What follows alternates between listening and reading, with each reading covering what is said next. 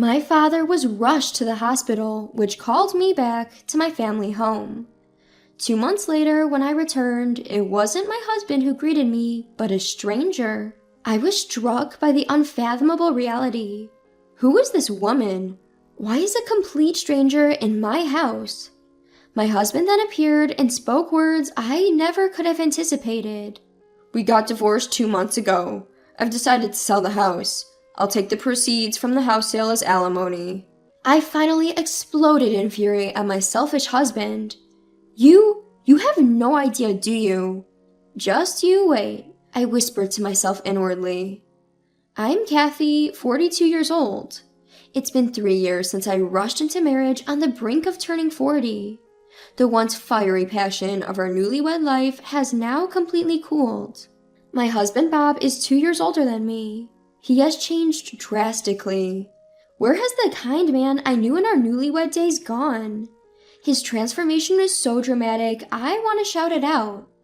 Just leave him, right? You might think so, but for me, there was a reason I couldn't make the leap to divorce. That reason was my father. I didn't want to worry my father, who lives alone back home. My mother passed away before I got married. At that time, I didn't have a boyfriend and was far from married, let alone being able to show her grandchildren.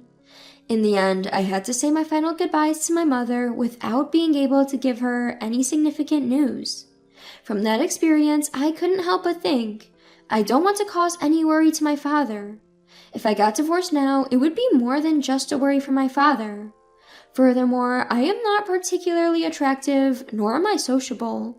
Even if I divorced my husband, there would be a few men willing to be with a woman in her 40s who is divorced. If I divorce, it's over, so I have no choice but to endure. That's what I kept telling myself. Both my husband and I are both full-time employees. Our earnings aren't so different, and the time we leave for and return from work is pretty much the same. Of course, we split our living expenses equally. Despite this, my husband behaves as if he is the one supporting our lifestyle. Ever since their marriage, he had become a complete lord and master of the house. Hey, where's my dinner? Why isn't it ready yet? I just got home too. If you feel that way, why don't you lend a hand? Why the heck do I, a man, have to help out? Who do you think allows for this lifestyle we're living? Don't get all high and mighty being a woman.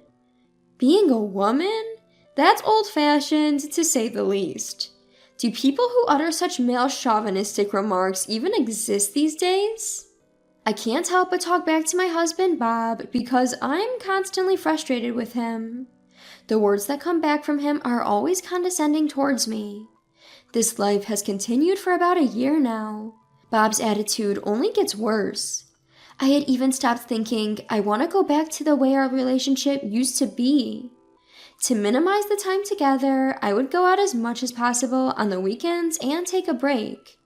If I stayed at home with Bob, even on my days off, I would feel suffocated.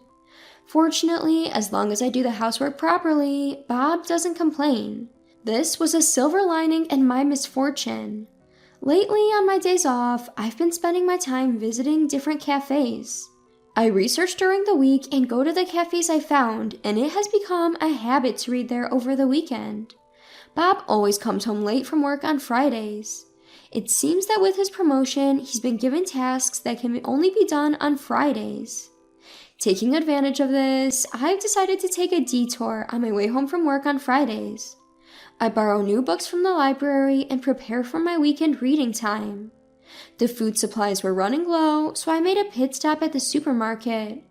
Bob probably won't be home yet anyway. I shopped for a longer time than usual and then started my way home.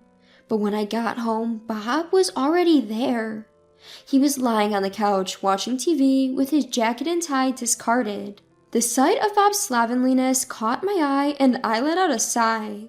Seeing me, he let out a grumpy voice. Get dinner ready fast. How long do you expect me to wait? It's unusual for you to be home on a Friday. I thought you'd be working late. Work ended early today. Now get dinner ready quickly. And prepare the bath too. Suppressing my irritation, I headed for the kitchen. As I prepared dinner, I cleaned the bath during breaks. My cell phone rang just when dinner was about to be ready. The ringtone drowned out the TV sound and Bob frowned. Without a word, he glared at me as if to say, "Answer it quickly." As I pressed the answer button, a hurried voice came through from the other end. The caller was a doctor, and he said that my father, back in my hometown, had been taken to the hospital. He said he would discuss the detailed condition in person and asked me if I could come to the hospital. "I'm on my way now." As I told him this, my husband, still staring at the TV, grumbled in a sullen voice. "Hey, what about dinner?" "Dad's been taken to the hospital. I'm heading there now." "What? What about my dinner?" Despite hearing that his wife's father was hospitalized, he was only concerned about himself. I couldn't hide my irritation at such a husband. "For once, can't you manage by yourself? The meal is ready, so eat it yourself." Frustrated, I exploded at him, and he retorted, veins bulging in anger. "What's with that attitude? Just because he's hospitalized doesn't mean you need to make such a big fuss. You're married to me. You should prioritize your husband over your own father."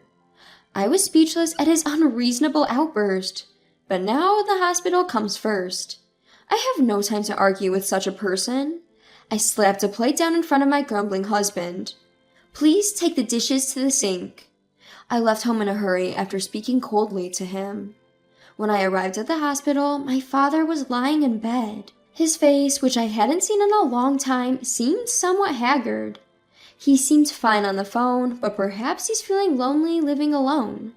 He doesn't have my mother anymore, and his diet may not be balanced. My father always told me on the phone not to worry, but I felt ashamed for taking his words at face value. He wouldn't admit weakness so easily. Why didn't I realize this? As I blamed myself, a nurse called me. There was going to be an explanation about my father's condition from the attending physician, and I was led to another room. According to the doctor, my father slipped on the stairs at the train station and fell. He fractured his leg, and it's going to take some time for him to walk again. "Do you have anyone who can bring things like clothes for him while he's in the hospital? It depends, but rehabilitation can be quite tough. If possible, please visit him often." "I understand. I'll come every day." Upon the doctor's words, I made my decision immediately. It takes 2 hours one way from home to this hospital. It's tough to visit every day, so it's more realistic to commute from my parents' house. That means I need to make various preparations. Waiting for my father to wake up, I left the hospital. I got home around noon on Saturday. My husband seemed to be out somewhere. When he returned in the evening, I explained the situation to him. I have to go to the hospital to take care of my father, so I'll be going back to my parents' house for a while. But as expected, he wasn't pleased. "Then who's going to take care of me?" "You're a grown man. Can't you take care of your own things? Even when your father-in-law is struggling, all you can think about is yourself. Don't you have a little bit of intent to cooperate with me?" "There's no way that's true. It's only natural for a wife to take care of her husband." I was fed up with my husband's usual comments. Frustrated, I made this proposition. "Why don't we move my father to a hospital here? That way I can visit him while doing the house chores." "Great, do that." "But in return, you should let my father move in with us after he is discharged. We have to keep an eye on his condition with regular doctor visits." Upon hearing the word "live together," my husband made a clearly disgusted face. "No way. Absolutely no way we're living together." "Then let me return to his home." In the end, Bob said, "Do as you please," and ended the conversation. I contacted my job, completed the necessary procedures, and returned to my parents' home. The daily hospital visits were tougher than I had anticipated. That said, my father was doing his best too. I couldn't afford to whine. Motivated, I continued supporting my father. Perhaps due to his age, my father's condition did not improve much. Before I knew it, 2 months had passed since I moved back to my parents' home. I need to return home soon. My father's discharge still seemed a while away, and the seasons were starting to change. I need to switch out my clothes and bring some new ones. Assessing the situation, I decided to return home once. However, the person who greeted me when I got home after such a long time was not my husband. A woman's voice was coming from deep within the room. "Bob, are you back?" Shocked by this unexpected event, I froze. "Bob, you're here, aren't you? Bob!" Apparently finding it odd that there was no response, the owner of the voice peeked out of the room. "You're not Bob? Who are you?" To the woman who was stunned with surprise, I retaliated confidently. "Who are you? What are you doing in someone else's house?" "Someone else's house? This is my house." At the woman's declaration, I nearly collapsed. Panicking, I went out to the porch and checked the nameplate. No mistake, this was my house. What on earth is happening? While I was unable to fully grasp the reality, my husband appeared nonchalantly from the entrance. You! What the hell is going on here?" As I confronted him fiercely, my husband widened his eyes. "Why are you here?" "I came back once to get a change of clothes because it seems like my father's discharge is still a while away. More importantly, who is that woman?" "It's your fault for not taking care of me. She'll be taking care of the house from now on." My husband blurted out something inconceivable. "All right, we got divorced 2 months ago." Divorce? What's that about? I haven't heard anything." "Of course you haven't. I made all the decisions myself." What do you mean?" "Well, we're divorced. I'm planning to sell this house soon. I'll take the proceeds as alimony." "But this house isn't in both our names." "Half of it is mine to begin with. It's your fault for neglecting the housework. Give me all the proceeds from the sale." "I haven't even signed the divorce papers yet, and yet we're divorced?" "Anyway, we're divorced. Grab your stuff and get out of here now." At his selfish words, my patience snapped. "You don't know anything." At that, he looked at me with skepticism. "What? Are you going to talk about property division? It's your fault for not fulfilling your duties as a wife. Even if you sue, it's a lost cause. You're sure to lose. It's a waste of time." "Property division? So you know that word." "Are you making fun of me?" "That's enough. If you say so, I'll grab my stuff and leave." I went to my room and packed my things. Then the woman he was having an affair with called to him in a sweet voice. "Hey, Bob, who's this old lady?" "She's just my ex-wife coming to pick up her stuff." "Oh, good. I thought she was going to say, 'Give me back Bob,' ha ha." I could hear them laughing in the living room. Apparently she knew he was married and still dated him. Just you wait. While packing my stuff, I muttered this in my mind. I returned to my parents' house with my belongings and visited a local law office.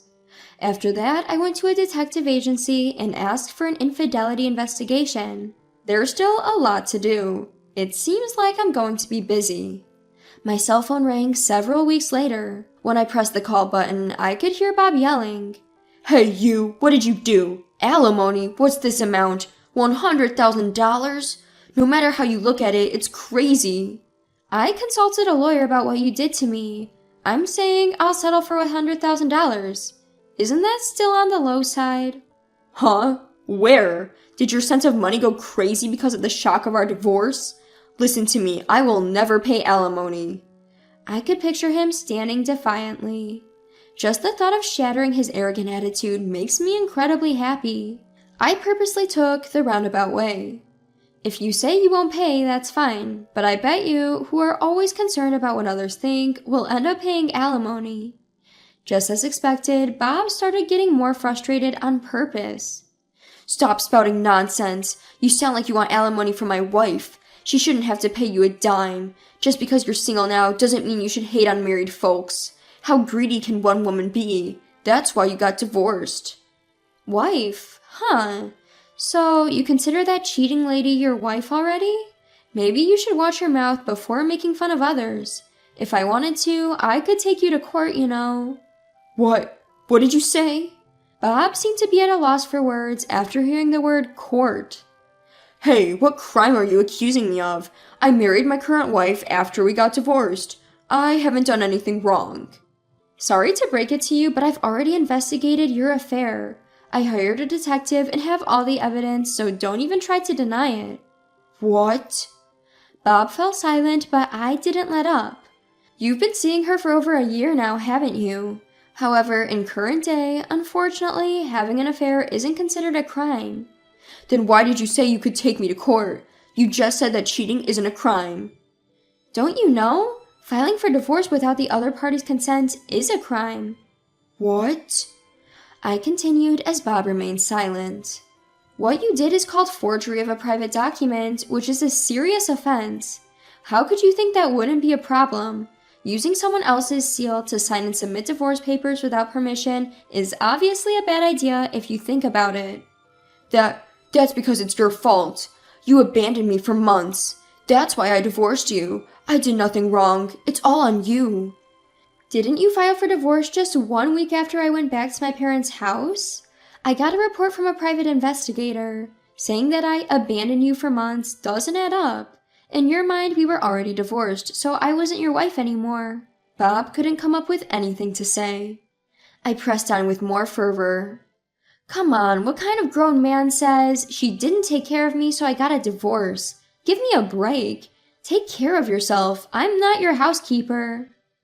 But a wife is supposed to take care of her husband. How do you think we were able to make ends meet? Cut the crap. What era are you living in? Your salary is pretty much the same as mine. We even split the bills 50-50. Who do you think should be thanking for the life you've been living? There was no stopping me now. Without waiting for his words, I put all my cards on the table. I'll sue you for forgery if you don't cough up $100,000 as compensation. If you don't want that, just pay up. And of course, I'll make sure to get a proper compensation from your mistress too. I'll take half of the house sale and joint savings as part of our property division. Whoa, hold on. If things go like that, I'll be left with almost nothing. That's a problem. She doesn't even work. I have no choice but to support her. Do you think I care? I can sue you for your crimes and for cheating too. Should I just do both if you're going to keep whining? He cut off the phone in fear. Bob, who was always worried about public appearances, chose to pay the compensation without taking it to court. It seemed that he also ended up having to pay the compensation claimed from his mistress. Between the property division and the compensation for his mistress, he was left with nothing, having to bear the weight of both, apparently living day by day on the edge. Moreover, the affair became known at his company, and now he was reportedly enduring uncomfortable stares from his colleagues. Unable to quit his job, Bob began to vent his frustration on his wife. Their loving relationship took a sharp turn, and now their days were filled with nothing but arguments, and their relationship was reportedly at its worst. On the other hand, I requested a transfer to a branch near my parents' house at my company. My father was discharged from the hospital without any problems, and now we're living a relaxing life together.